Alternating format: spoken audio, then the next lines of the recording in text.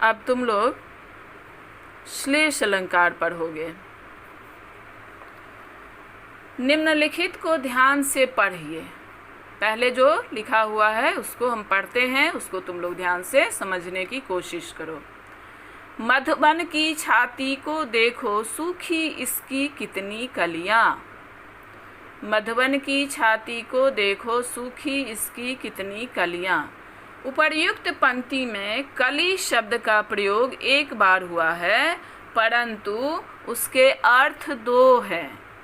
कली का यहाँ पे दो अर्थ है। एक, फूल के खिलने से पूर्व की स्थिति। नहीं कहते हैं फूल खिलने से पहले कली नहीं तोड़ना चाहिए, कलियां सुबह खिल जाएंगी। तो कली का एक ये अर्थ है, फूल की खिलने से पूर्व की स्थिति। और एक कली यहाँ पर है यौवन पूर्व की अवस्था, यानी कोई बच्ची है और बड़ी नहीं हुई है, तो उस अवस्था को भी कवियों ने कहा है। तो इस तरह से यहाँ पे श्लेष अलंकार है। एक कली शब्द के यहाँ पर दो अर्थ है। दूसरा मैं समझाती हूँ तुम लोगों को। रहीमन पानी राखिए, बिनु पानी सब सून, पानी गए न उबड़े, मोती मानुष चून। यहाँ पानी शब्द में श्लेष अलंकार है। किस तरह से? तो यहाँ पानी शब्द का तीन अर्थ है। किस तरह कहते हैं रहीम कवि कि मनुष्य को पानी बचाकर रखना चाहिए, क्योंकि यदि पानी नहीं है तो सब शून्य हो जाता है, शून्य हो जाता है, व्यर्थ होता है बिन पानी। क्या शून्य होता है? तो पानी गए न उबड़े, यदि पानी चला गया तो नहीं बच पाता है। क्या सब? तो मोती, मानुष और चून। मोती के साथ यहाँ पानी का अर्थ है चमक। मोती में यदि चमक खत्म हो गया तो मोती खत्म हो जाता है, उसकी विशेषता ही समाप्त हो जाती है, उसकी कीमत ही समाप्त हो जाती है। तो यहाँ मोती के साथ पानी का अर्थ है चमक। और मानुष यानी मनुष्य। मनुष्य के साथ यहाँ पानी शब्द का अर्थ है प्रतिष्ठा।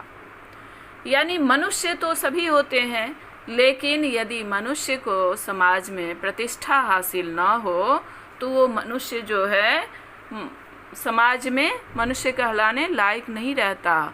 तो मनुष्य को समाज में प्रतिष्ठा, आदर, सम्मान होना बहुत ज़रूरी है। तो यहाँ पर मानुष के साथ यानी मनुष्य के साथ पानी का अर्थ है प्रतिष्ठा, सम्मान, आदर।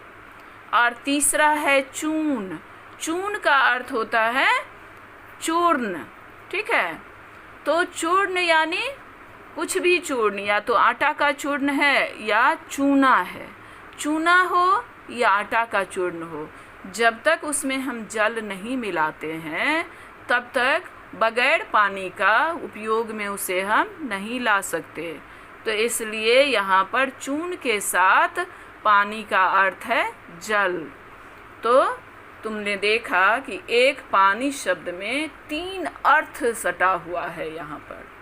तो ये हो गया श्लेष अलंकार। एक शब्द है और अर्थ उसमें सटे हुए। श्लेष का अर्थ होता है सटा होना, चिपका होना। जैसे मान लो तुम फेविकॉल से अपनी कॉपी के 2 पेज को या 3 पेज को बीच बीच में फेविकॉल डाल के चिपका दो, तो सट के वो एक हो गया, लेकिन सही मायने में है तो वो 2 पेज या 3 पेज। उसी तरह से शब्द एक रहता है, हमें अर्थ उसमें से निकालना पड़ता है। एक पानी शब्द है, उस पानी शब्द के हमें 3 अर्थ को यहाँ अलग अलग करना पड़ा है। अब इसमें तुम श्लेष अलंकार की परिभाषा देखो। जहाँ शब्द तो एक ही बार प्रयुक्त किया जाए पर उसके एक से अधिक अर्थ हो, वहाँ श्लेष अलंकार होता है। तो ऊपर में तुमने पहले देख लिया कि किस तरह पानी शब्द के यहाँ 3 अर्थ हैं। अब तुम लोग परिभाषा भी समझ गए होगे कि शब्द एक बार प्रयुक्त किया जाता है, शब्द एक रहता है, लेकिन उसके एक से अधिक अर्थ होते हैं, तो वहाँ श्लेष अलंकार होता है। श्लेष अलंकार की परिभाषा सभी बच्चे याद कर लोगे। इसको दूसरे तरह से भी हम कह सकते हैं, श्लिष्ट शब्दों के से अनेक अर्थों का कथन श्लेष अलंकार है।